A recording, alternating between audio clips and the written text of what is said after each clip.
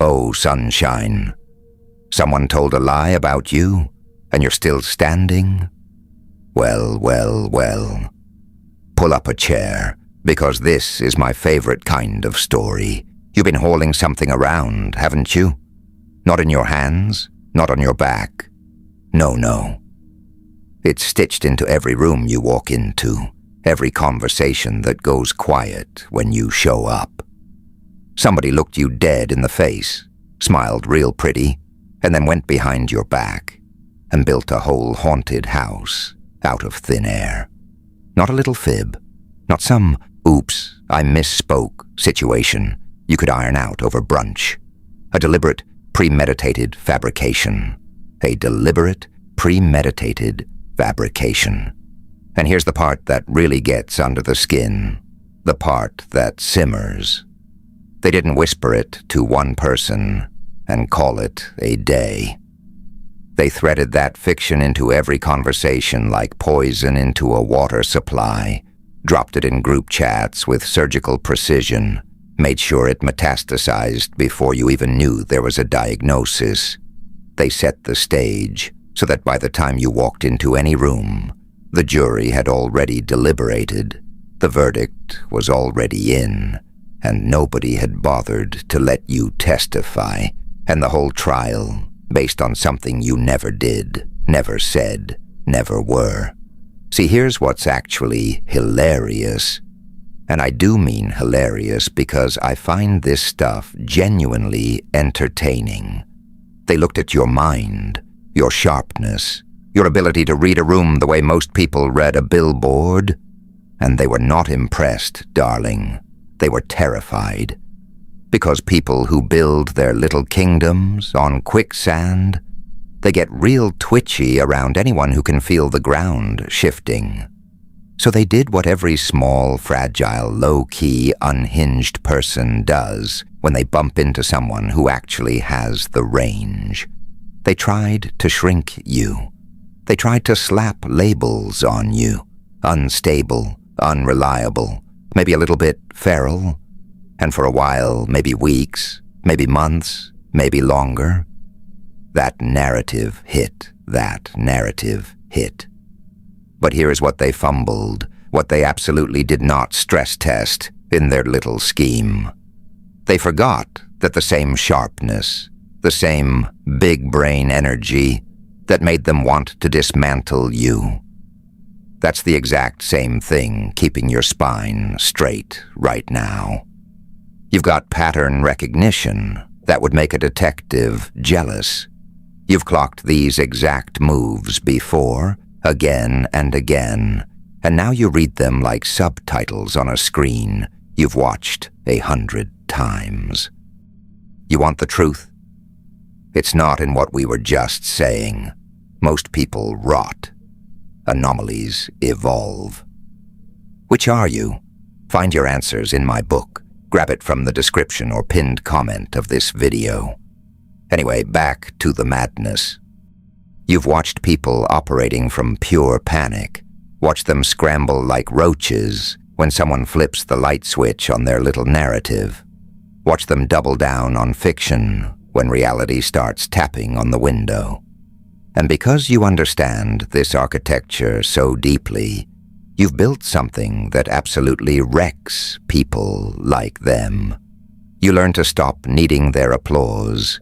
You figured out, maybe the hard way, maybe through sheer trial and error, but you figured it out nonetheless.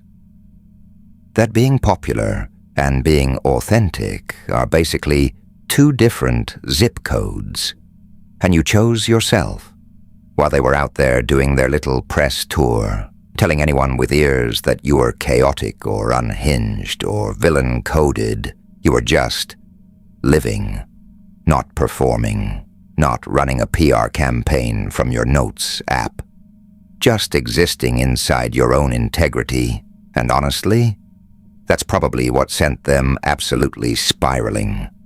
Because people who are addicted to controlling the storyline, people who need you to look broken so they can feel assembled, they need you to swing back. They need the clap back. They need the tearful group text defense. They need you twisted into knots trying to explain yourself. That's their oxygen. That's when they get to gesture dramatically and go, "See? See how unhinged they are?" But you didn't give them that, did you? You just let them monologue into the void while you kept it moving. Kept it moving. Now. And this is where the plot gets delicious, sweetheart. Something happened that probably caught even you off guard. You know how some lies are just too architecturally ambitious? How they require constant renovation, constant maintenance, a whole construction crew of follow-up stories just to keep the roof from caving in. That's exactly what started happening to their little narrative. It began to fracture because it was never built on bedrock. It was built on a version of you that only ever existed in their fever dream. And reality, bless its stubborn heart, does not play understudy to fiction for very long. People started noticing the cracks. They started wondering why this person was so invested, like unhealthily invested, in tearing you apart. They started doing the math. Why are they going this hard for someone who's supposedly irrelevant to them? Because here's the thing about serial fabricators, and this is chef's kiss. They out themselves through sheer effort. The desperation, the way they cannot stop picking at it even when you've clearly moved on. That frantic energy is its own confession. You are desensitized to it because, let's be real, you've been navigating this particular obstacle course longer than most people even realize. Other people are just now catching the scent. And they are shook.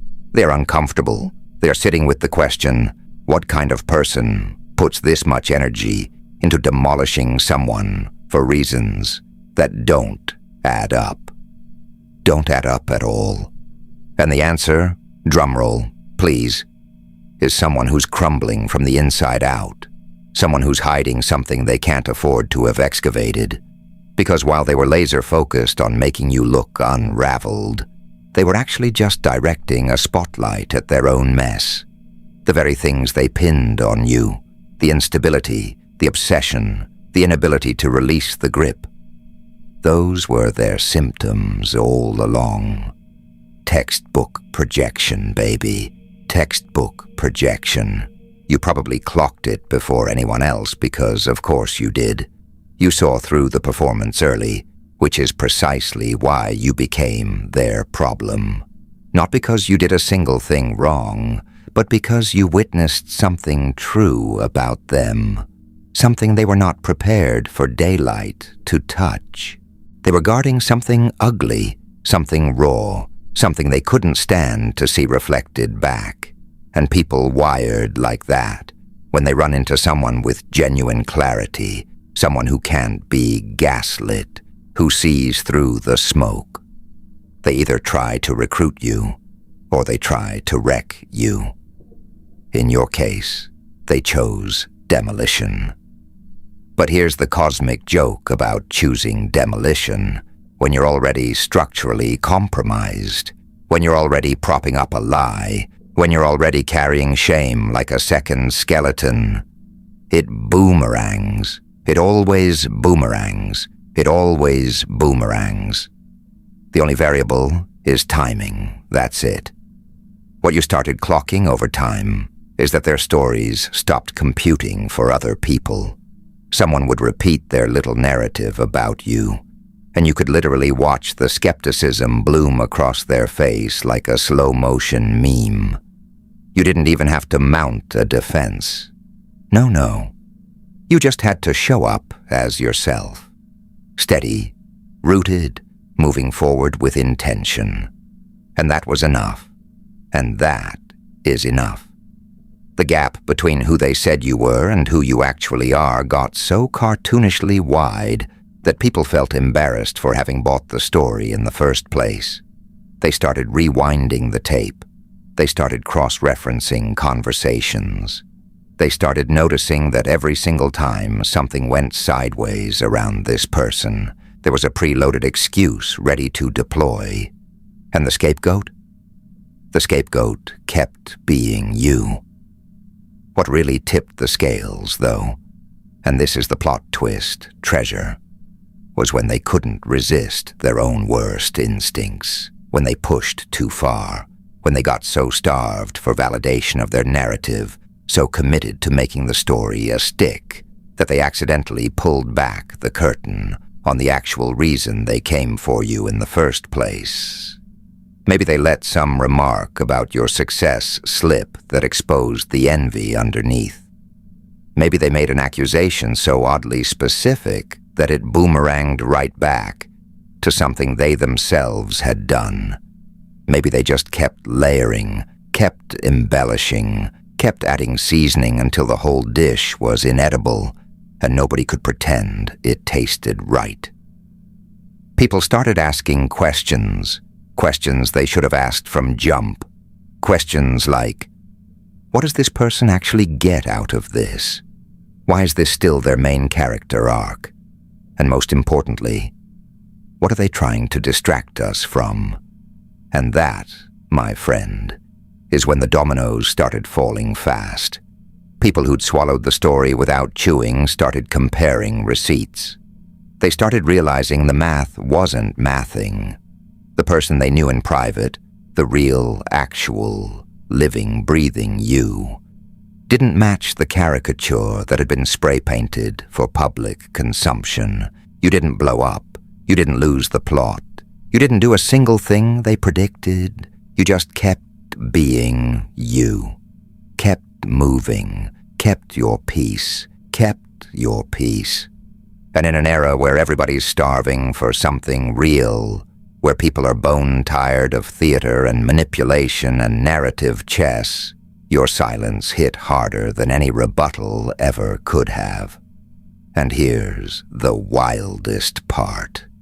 You might not have even needed to lift a finger to restore your name. Your character handled that. Because character is something that surfaces over time, in the quiet moments when nobody's auditing, in the relentless consistency of how you show up, day after day. And if you've got the real thing, if you're genuinely the kind of person who doesn't need a fan club, who can stand alone in a room where everyone's been briefed against you, who's evolved past the need for a popularity metric, then that becomes impossible to deny. Impossible. The person who fabricated your story was gambling on you being glass. They were betting you'd shatter under social pressure. But you were not glass. You are not glass. And that single fact detonated their entire operation. Now, and I love this part, because the universe has such a wicked sense of humor. Other people started stepping forward. People with their own war stories about this same person. People who'd been on the receiving end of the same playbook. People who finally realized this was never about you at all. This was a pattern, a whole lifestyle of destruction that had nothing to do with you and everything to do with who this person fundamentally is. And once that pattern becomes visible, once people start connecting the constellations, the individual lie becomes a footnote. The bigger truth swallows everything. You probably also noticed something shifting inside yourself through all of this. There was a moment, a real, tangible moment, where you stopped caring what the gallery believed about you. Not in a deadened way, not from surrender, from clarity.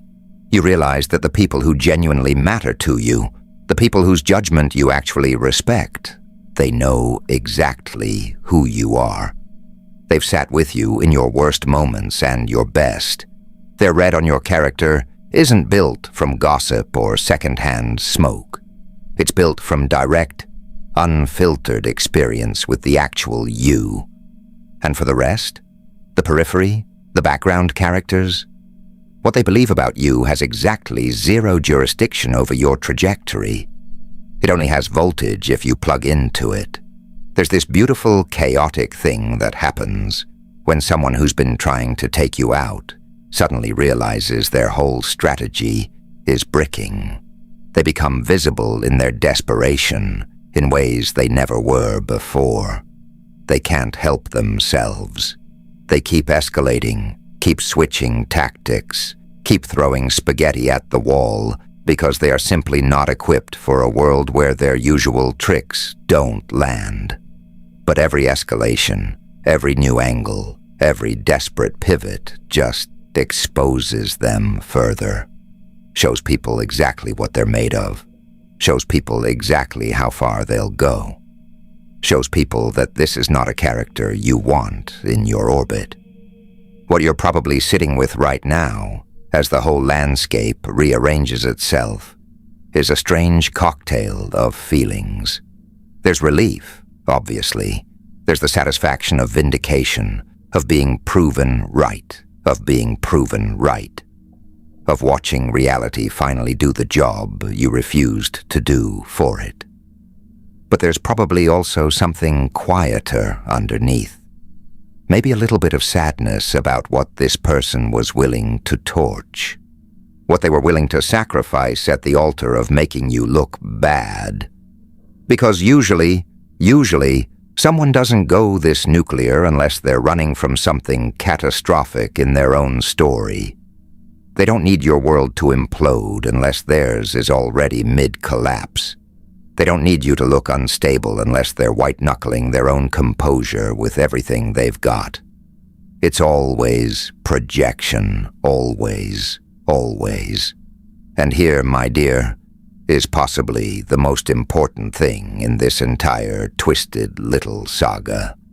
You now carry insight into human behavior that most people don't develop for decades, if they ever develop it at all. You know what insecurity looks like when it puts on a suit and starts campaigning. You know the playbook. You know the specific choreography of how lies circulate and how long they survive and what finally dismantles them. You know what character looks like when the pressure is maxed. You know what your own character looks like when the pressure is maxed. You've earned wisdom that didn't come from some podcast or self-help book. It came from surviving the fire. And that kind of wisdom, that's permanent. That never leaves you. That's the kind of wisdom that becomes your early warning system going forward, because you will see it coming. You will clock it immediately. Because you've already walked through it. The people still standing beside you, the ones who held the line, the ones who maybe squinted at the narrative, but never fully bought the ticket. They learned something too. They learned you're the kind of person who doesn't need a billboard to broadcast your truth. You just live it. You embody it. You carry it forward. And in a world where everybody's doom-scrolling their own reputation, desperate to curate perception, desperate to make sure their version of events trends, that's actually extraordinary. Yeah, it's extraordinary. That's a species of strength that's going borderline extinct. What comes next? Oh, it's interesting, because you are going to encounter variations of this. There will be other moments where someone tries to ghostwrite your reputation. There will be crossroads where you choose between defending yourself and simply letting your track record testify. There will be people who try to drag you into their chaos, and you are going to recognize the choreography instantly because you've already seen the full performance. You will not be fooled. And most importantly, you are not going to absorb the fiction the way you might have absorbed it the first time around. Because here is what I need you to understand about yourself, love. You were never crazy. You were never unstable. You were never the villain in this story. You were clear. You were seeing something real. And the only reason it felt like solitary confinement, the only reason it felt like you were shouting into weather, is because clarity can feel desperately lonely in a world full of people choosing comfortable illusions. But you know that now. You understand it now. And understanding it means you are free from it. Free. Free from it. Free from needing to lobby anyone for belief. Free from needing external cosigners on your own perception of what's real. Free because you know. Beyond any shadow of doubt. Beyond any whisper campaign. Beyond any fabricated narrative. Exactly who you are. Exactly who you are. The lie collapsed in on itself. It collapsed because fabrications always do, eventually. But it collapsed faster because you refused to play the game.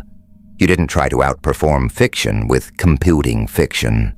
You just stayed honest, stayed real, kept walking forward. And that consistency, that groundedness, that absolute refusal to get pulled into the tornado, that's what unmasked the lie. That's what made it impossible for anyone with functioning vision to believe it. That's what cleared your name. And now, as people are waking up to what actually went down, as they're seeing the person who lied in an entirely new and unflattering light, in an entirely new and unflattering light, you're probably not even that interested in collecting their apologies. You've moved on. You've moved on. You've already metabolized this experience.